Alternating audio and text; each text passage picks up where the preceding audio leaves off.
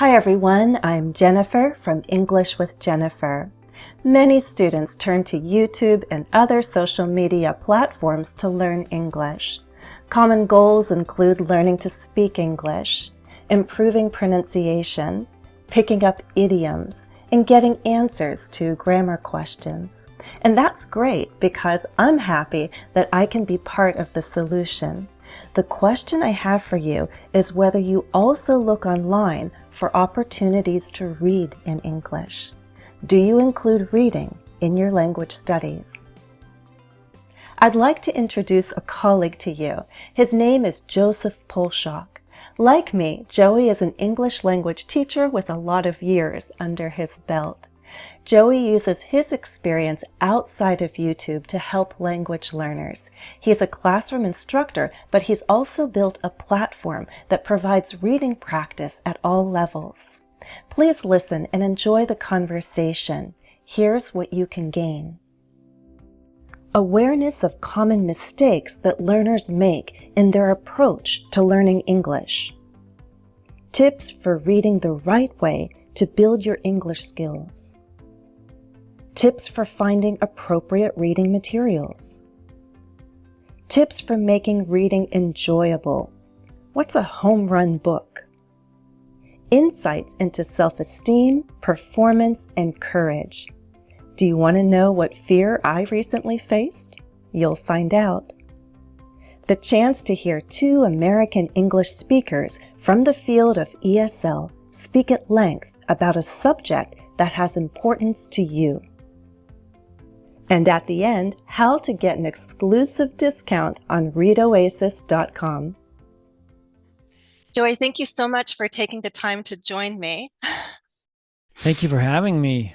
Right. So, of course, we've had plenty of time to chat a little bit. Could you give a brief intro to those who aren't familiar with you and your work? Like, who are you? Where are you from? And what do you do? Sure. I originally come from the United States, Pacific Northwest, but I've been in Japan for quite a while teaching English at Japanese universities. And when I first got over here, one of my bosses, he was saying, yeah, I taught English before. And he said, it was really boring. And I was like, wow, I don't want my English classes to be like that. And so I kind of made it sort of my educational, my teaching mission to see if I can't make, English classes, English learning interesting. I even like to use the word compelling. That's Stephen Krashen's famous idea, the compelling input hypothesis, where we kind of solve the motivational problem by just giving students what's really interesting. So yeah, I've been spending my whole career thinking about how I can make English language teaching interesting, inspiring, motivating, compelling. And I've basically, come to focus on what I call big, easy reading, which the experts call extensive reading. And then I like to combine that with the power of stories. I think stories are the most interesting kind of information in the world, the most powerful way to put information, put language in our brain. So I've focusing on stories over the last few years, and that's been kind of my passion for teaching, using the power of story. I love a lot of the keywords coming out: passion, compelling, motivating. It's really what each teacher tries to create. It is, yeah. But we all do it in our own way. And of course, the learners want something engaging. They want something motivating. And everybody, I believe there's more than one path towards fluency. There are different directions you can take. There's a lot of resources out there. And that's part of the problem, is that I think it's overwhelming today as a language learner. There's a lot available, and that's wonderful, but it's also overwhelming. But can you tell me then, with everything available now today, what are some of the common mistakes that language learners face? What kind of problems tend to be common as they create their studies? Right. So my experience has been primarily teaching English in Japan. So some of my answers might be more Japan specific than globally per se. But in Japan, I think teachers still use the grammar translation method. So, that's different from just teaching grammar. It's sort of a method that as I understand it, doesn't have any research to support it and doesn't have any theory behind it. That's different from teaching grammar the good way like you do. Thank you. Some people are very gifted at teaching grammar, and I'm in awe of people like you who can teach grammar in a very interesting and very intelligent way, and you have a really powerful grasp of it. I'm not as good at grammar, so maybe that's one of the reasons why I focus more on story. But students in Japan will tend to focus too much or over focus on grammar, and also do it in a translation approach. So the grammar translation, translating back from English to Japanese, translating sentences and focusing on grammar in that way. And that's a kind of a learning mistake, I think, if we over focus too much on grammar. We definitely need focusing on grammar to focus on grammar, but we need balance. And then I think another mistake that learners often make, especially here in Japan, is focusing on test prep. We have a big examination culture here in Japan. They even have a word for it, examination hell. Oh And boy. so what happens is that in Japan, as I understand it, junior high school students are really enjoying their English classes. They don't have a lot of exam pressure to get into university yet. But once they get to high school, English becomes exam oriented. And so they focus on test preparation, and I think they lose their motivation, or there's a tendency for students to lose their motivation because they're only studying for exams. Not only that, not always, but in many cases, the exams here at Japanese universities are extremely difficult, and they kind of aim way above the level of the students. And so what happens is they end up studying really difficult vocabulary words in preparation for those exams. And as you know, being an expert English teacher and knowing about high frequency vocabulary, they're not getting the high frequency vocabulary that they need first. Those are the words that they need to know first that form the foundation to learn the rest of the words. So the third thing that happens is by focusing on these difficult tests, they end up also studying really difficult vocabulary words that are very rare, that they don't need yet. They do need them they will need them at one point, but not yet. And so that the focus on difficult vocabulary, test prep, grammar too much. Yeah. And then also maybe also a lot of difficult texts that are over their head. Yes. One of my first experiences as an English teacher, this is like my very first experience. I was teaching back in the States. I taught for 3 years at an intensive program, and the school provided the textbook. And on the first lesson, one of my students brought me her textbook, and she was from Japan, and she had highlighted and translated into Japanese about 50 words on one page. Wow. And I'm like, oh my goodness, this is too difficult. And that's a common problem here as well, Yes. I think. Yes. A lot of what you're saying makes sense. Going back to the grammar, I love grammar, but even I, as a teacher, I need to pull away from it sometimes. Even when I choose what to teach, there are times where I pull away for a while because I'm like, okay, I've done enough of that. I need to focus elsewhere. There are a lot of skills out there. Grammar is just one of them. And over focusing on just one aspect of language, just one aspect of communication, I feel is a mistake that you want to avoid as you create your studies. Grammar is important, in my opinion. You do need Absolutely. some direct attention. You can't just pick it up, like all of it with a high degree of accuracy. You need some practice, but too much of a focus too much of anything is not a good thing. Balance is important. Balance is important. And of course, once you get into any kind of vocabulary lesson, whether it's conversational idioms or, academic English, business English, you have to control the volume. How much are you presenting at one time? How much are you trying to absorb at one time? And of course, the level. Even if you say, okay, 5 words is appropriate for this lesson. Okay, 5 is a good number, but which 5? Which 5 vocabulary items? Are they level appropriate? Again, too much of anything. It's great to have ambition, but you need to go at your level when you're studying any skill, be it reading or grammar, etc.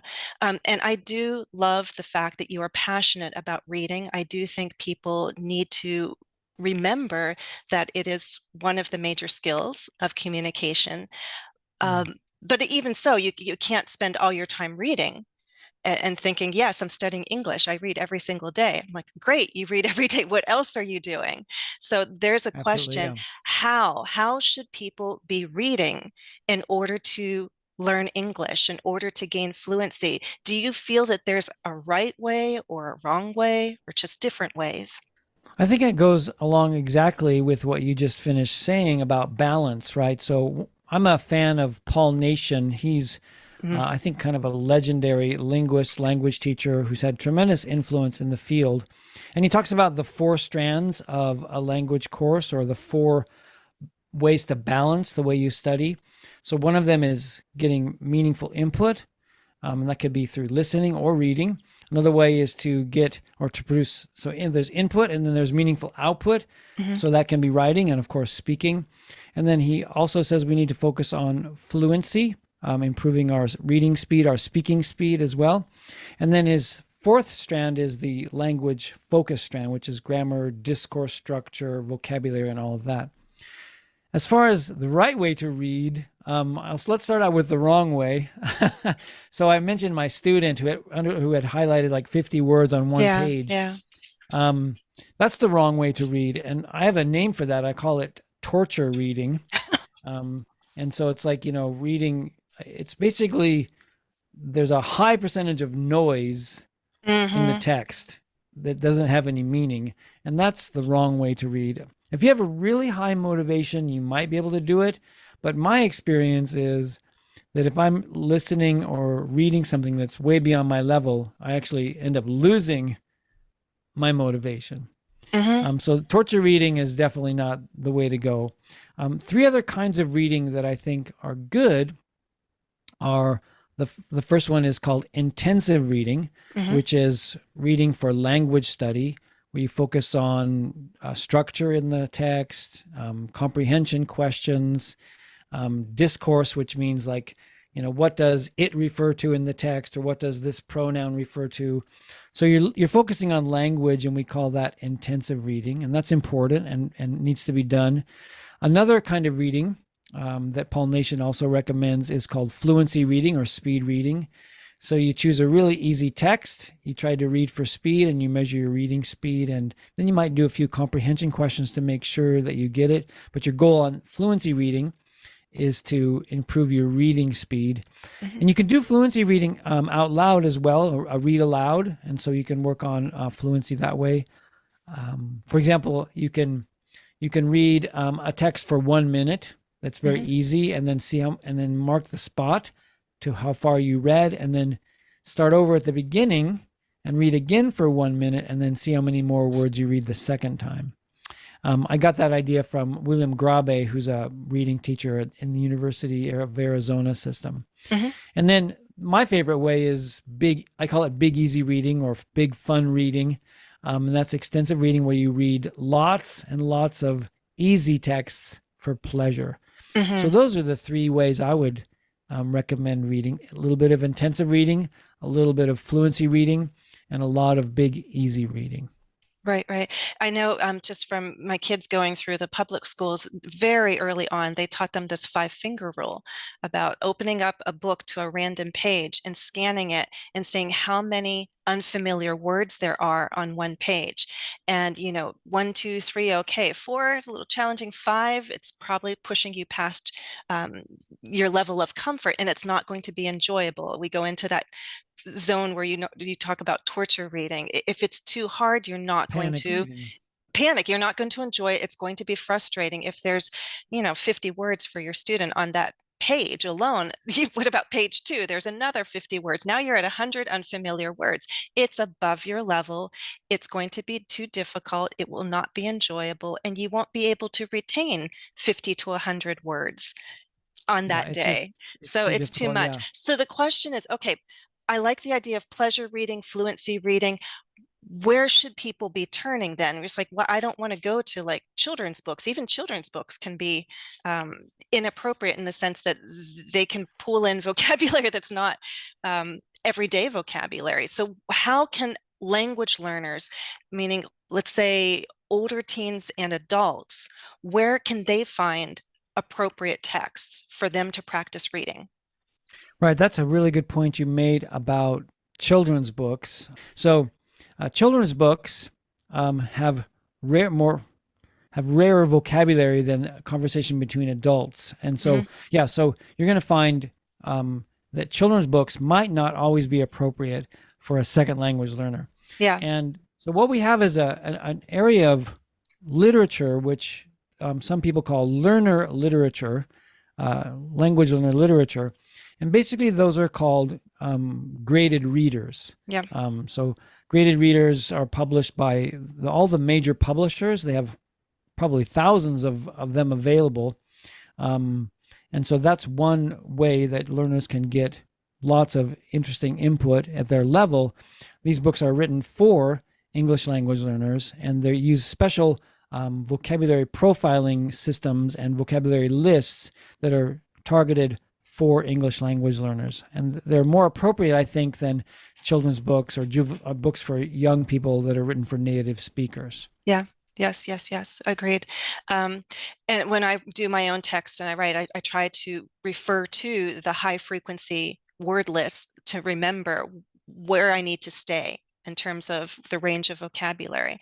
So it's something that if you are writing text, teachers out there for your language learners, use the resources out there to guide you so that you're using the high frequency vocabulary appropriate for the level that you're targeting. We're talking about reading. You and I probably love to read in our own free time. And yet there are people who say, I don't like reading much, never did, and yet you're learning a new language and you and I are saying, hey, it's one of the skills you need to give attention to. What can you say to people who say, I don't enjoy reading? Yeah, that's a really important question. And I think one of the first things to think about is if you don't experience pleasure while reading, you might want to think back to your experience with it, and maybe you have had an experience where reading has been taught for basically testing, right? So there's an author we talked about her in our conversations previously, Donalyn Miller, who has a book out called The Book Whisperer.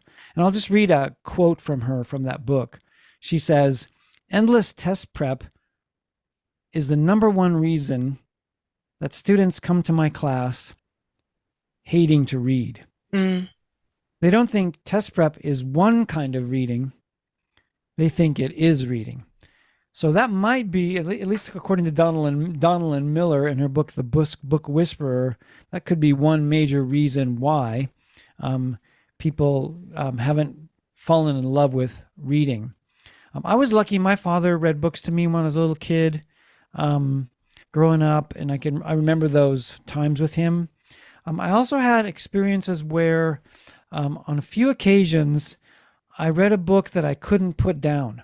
And it was just lucky, I just picked up this book and okay, I'll just start reading. And then next thing you know, it's like 3 a.m. and I can't stop reading it. And some people have a name for that. They actually call it a home run book. And I guess I would just say, a home run is a baseball term, right? So when you hit a home run, you hit the ball out of the park and everybody goes, yay. It's a highlight of baseball. If you don't know about baseball, home run is a exciting moment in baseball when something really good happens. But so I guess I would say if you haven't had a lot of pleasure with reading yet, you could change maybe the language how you say it and say, I don't like to read, and then yet, put the yet in there, and then believe that somewhere out there there's a home run book or a home run story waiting for you to read. Or home run writer, blogger. There's probably some writing style that's going to resonate with you. So you haven't found that yet. Exactly. But there's so much of, right.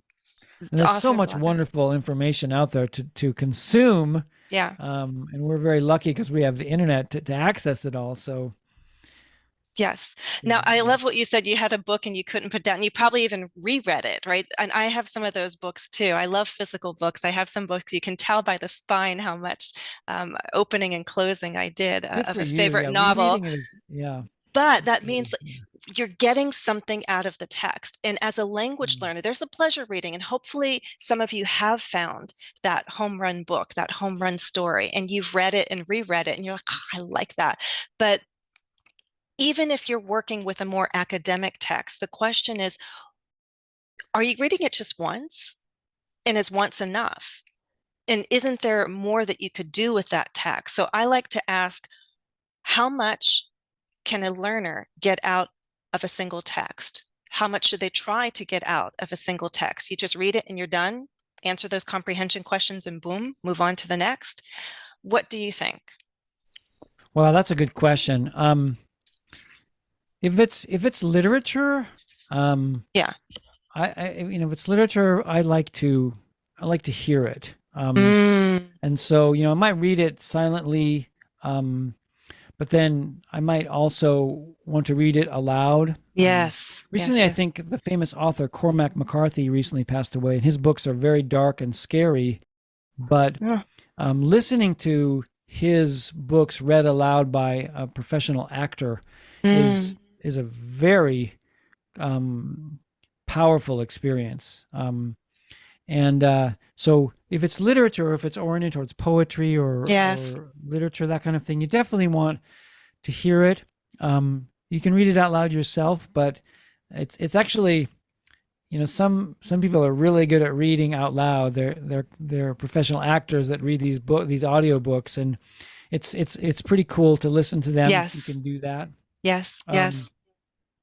for academic books, I think rereading is okay. I think it's good, but I think the science seems to suggest that for academic books, one or two readings or rereadings is good, but you actually want to quiz yourself on the material, and that brings up a different whole set of subjects of how to go about quizzing yourself, Yeah. writing quiz questions, putting them on flashcards and things like that. That's the way. If you really want to remember material from a book, it's better to quiz yourself on the material than it is to actually reread it. At least that's Right. what I've heard. No, true. There's a couple things. I love what you said. First of all, because I do have some poetry out there on my online Oh, store. awesome. I do. I chose 15 poems and I read them because I want people to see them, read them, but then also look at the text and read along with me silently, enjoying it. Because I do think, yes, you can read, but you can also read along, listening to someone read. That's a different experience all there, right That's there. a really interesting idea that you mentioned, that you have poetry out there. I do. Is it written for language learners? No, well, there's two poems that I wrote myself, the two original ones, but in the collection, I chose poems that I've shared at live streams. These are poems in the public domain. So Okay. Robert Frost, Dickinson, so things that are in the public domain. And I go over some key vocabulary to make sure it's comprehensible. And then I really want people just to enjoy the experience of listening. There's listening to understand, but when it comes to poetry, it is art. It's beautiful. And I just also want you to enjoy it. I want the pleasure to be Mm. there from the listening experience, to hear the music of the language as well. That's a That's good. So That's an it's out there. inspirational thought for me. Yeah, that's a Yes. cool thought. Yeah, poetry works for language learners, one, because it's short, and even though Yes. the text might be difficult, do you have a small amount of text so you can Mhm. do it? But it also seems like there might be a place for learner literature oriented poetry where Yes. we control the level a little bit. So that's kind of like a little bit of a Yes. thought I'm going to put in the back of my head. Maybe we I've could work on a dabbled. book of a language learner poetry. That would be kind of cool. I've dabbled with my poetry, and the poetry that I've shared is not too complex, keeping that in mind. But the Yeah. other thing that you said is there are texts available online for students to read, and they're often somewhat short. You're not reading a book per se. It's usually a Yes. short story or an That's the article. key. And I would say when you're reading, you can read silently. There's often an option to listen as you read along silently, which is a different experience. That could be reading too. But also when you're done, even if there are comprehension questions, I like to encourage people, pause, stop, reflect, and ask yourself, what did I just read? What were the key points? Quiz yourself. Can you retell? Can you summarize? And then the step further, especially with poetry, is can you react? So it's not just this isolated passive experience where, okay, I read, I got the input, move on. I think you want to work with the text ideally. And I Poetry know, seems to be perfect for that. yes. I want to provoke thought. So, hey, anybody Yeah, that's interested good. in poetry, or you think you don't love poetry yet, check out my collection, and I might get you to Nice. love the poetry that I've chosen. Something I know we both have in common is we've written text for language learners because we want people to read. How do you go about crafting the text that you write for learners? What elements do you consider?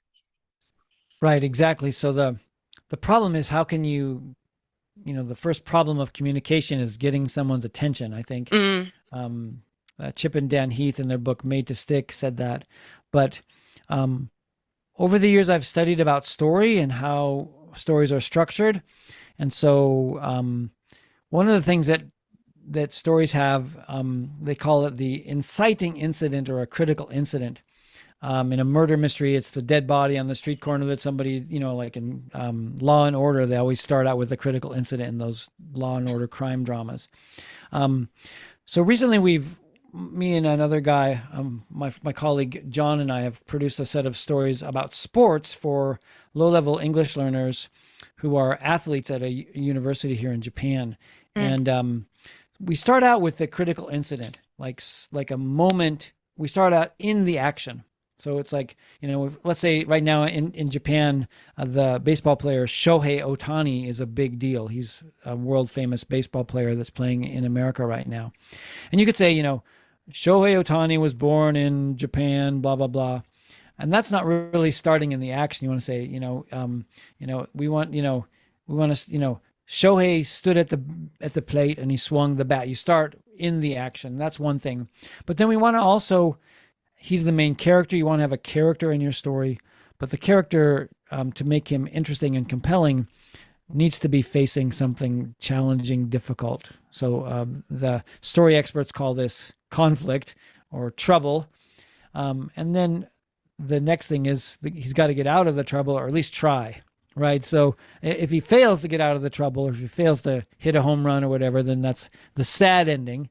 But if he's successful, then you have the happy ending. So you have the critical incident, and then the character who experiences that, and who experiences trouble in trying to get something, and then tries to get out of it, hopefully does at the end. So those three elements, character plus trouble plus, I call it, or attempted extrication. It's actually not my word. It's another story expert by the name of Jonathan Gottschall in his book, The Storytelling Animal.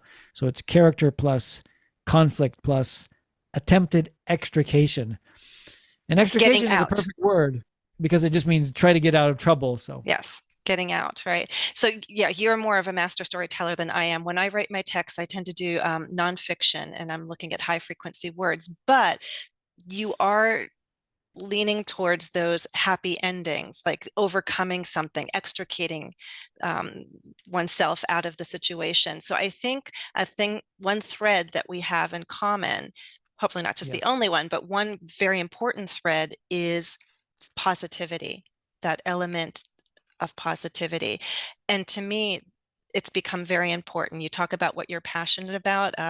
One of my passions is happy studies. And I really do mean it from the heart, because I want the overall experience to be a positive one. Not all of it is going to be laughter and happy. There are always going to be challenges in any experience. But I do overall want language learning to be a positive experience. So given that you focus on positivity as you write your own text, why do you feel that positive psychology has a place in language learning? Yeah, that's a great question. And we talked about this a little bit before, but it's like learning a second language is kind of, when you're speaking in a second language, you feel like you can't be your full self. Yeah.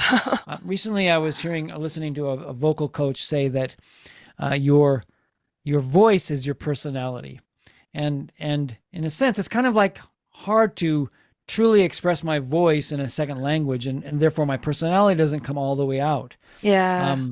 And so, and that's stressful. That's, we talk about in language teaching the affective filter, right? The level of stress that a learner feels in learning a second language, and that stress can hinder or stop learning and acquisition. So we need to be encouraged and inspired and feel empowered, feel power, so that we can speak and learn and express ourselves in a foreign language. And so I've got in my website, I've got a lot of stories that are based on positive psychology, based on research in positive psychology, but made very simple and easy to understand for English language learners. So in a word, that's my answer to your question. I hope that covers it. Yeah. It does. It does. And I thought of another thread that we do have in common. As a writer, you draw from experiences, and obviously our life experiences extend beyond ESL, teaching English as a second or foreign language. And I'm curious to ask, I know a little bit about your other interests other than being a teacher. How have other experiences informed your teaching, your writing? What have you drawn from? Like what have you drawn from outside of ESL? Sure. I'll just give one answer about that. So my family, all of my parents, my grandparent, my grandfather, and my son, they're all musicians. And I also am a ukulele hobbyist. But there's something about two aspects of music. There's this technical side of music, the technical skill, and you need to be able to play the notes. You need to be able to finger the ukulele correctly, play the notes right. Your technical skill is important, but you also need, for lack of a better word, showmanship, charisma. And in language teaching and in language learning, we need skill, technique, grammar, technical parts of language, but we also need communicative energy, like the energy to communicate well. And that's something that we can always develop and grow. Even as a native speaker of English, I can always work and to try to change and transform, to power up my communicative energy. So from the world of music, I kind of can see how that fits into the world of communication, or it goes both ways. From the world of communication, it also goes into the world of music. So Yes. What you're saying makes me think of the concept of self-esteem, and how it's not just that one person feels confident overall in every aspect of their life. There can be certain situations where the self-esteem lowers, right? It decreases. And I felt that every day. Yeah. yes. As a aspiring, I'm not aspiring, I am partly a musician in that I can play the piano and I can play a little bit on the accordion. But Nice. my confidence lowers a bit when I'm asked to perform for other people, because I haven't done it as much. Put me in front of a large group of students, I get excited and energized. I have experience doing that.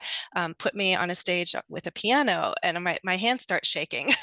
I know the feeling. Yeah, But I've recently overcome that, at least faced the fear and done it. And I think that's something that I've drawn from to, one, build my overall confidence. And also, again, I seek out those experiences occasionally here and there to remember what it is like to put yourself out there and overcome fears, or at least face them. The first thing is just to face them. And I did that recently. I had never done a recital. And then I recently said yes to one, and I got on stage and played, and I made mistakes. It wasn't perfect, but I was so happy that I just did it. And it made me feel better for having tried. And I think that's something that I can bring now to my teaching, to remember the courage that it takes to try and to put yourself out there. That's a good point. It's a good point in the sense that it helps you feel what your students might be feeling when they're asked to speak up in class, for example. Yes. I remember being called on in my Japanese class once, and I could feel my heart pounding in my chest, like as the 25 students waited for me to make a fool of myself, So so it is good to put yourself out there and remember what it's like to be in not necessarily a panic situation, no, but For sure. an uncomfortable enough situation that pushes you to grow. Yes, agreed. Oh, good conversation. We can go on and on, but we're going to end soon. My final Yes. question is, you mentioned only in passing my site, but can you tell us what would you like learners to know about the site that you offer? What do you offer? What's there? What's available? Sure, maybe I can send you some screenshots later or something, but my website is called ReadOasis.com, Mm-hmm. and it's been online for about 12 years now, maybe more. Um, and basically, the tagline is "Learn English with Stories." Mm-hmm. We've got a few other words here. It says "Power up your English for work and school. Learn the fun, fast, better way with stories." And we have it's a premium site, but we have 3 tiers that people can sign up for. And be happy to tell you about those now if you'd like. I could do that. So we have a lifetime master plan, which is a pretty expensive one, $247 for lifetime access. It includes 2 live coaching sessions. The goal for that group would be like try to read 2 million words, which experts seem to say equals about 1 year of study abroad in an English-speaking country. We have a 1-year access for the expert plan, we call it, for $79. And the goal for that one would be try to read 500,000 words in maybe a year. And then I have the cup of coffee plan, which is $5.97 a month, and you can cancel anytime. All of these you can cancel after 1 month and get a whole full refund. But since we're doing this together, I thought I would offer a discount, a pretty big one, of 20% with the coupon code Jennifer. So if anybody wants to sign up using the coupon code Jennifer, you can get a 20% discount off on any one of these. And that's a pretty big discount. So I think it's a pretty good deal. And the site's been used by thousands of learners. It's stood the test of time. I think people will probably enjoy it and get a lot out of it if they were to use it. So, and again, text at their level, interesting, engaging, compelling, lots of rich features.